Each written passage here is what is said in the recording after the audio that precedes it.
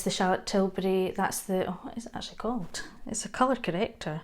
It comes in about, I think, 3 different colours, different shades. There's a fair one, which is more just like a concealer. This is the fair medium, and there's a dark one, which is a red colour. So I'll just show you, I'll open it up.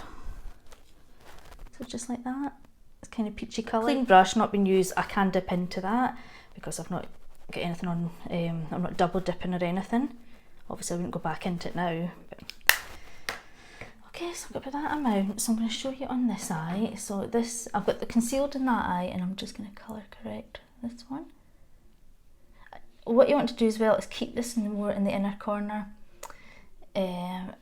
Same with concealer, really. You don't really get darkness under there. With you know, your eyes don't tend to get darkness in there. You've got more lines and things, but the darkness tends to be in here.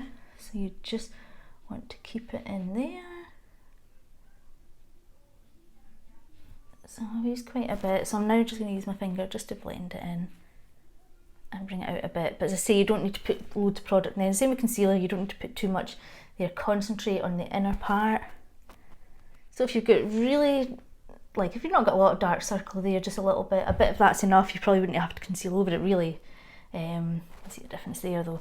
But if you've got quite dark under eye area, you can use a bit of this and then just conceal over that. So even just in there, and just use that. So now back in with the concealer. And just go back over this eye now. And just say keep it in there, in the inner corner, most of the product, keep it there, and then you can move it out. Actually across my eyelid as well, just for a base. A loose powder like this, that's the Charlotte Tilbury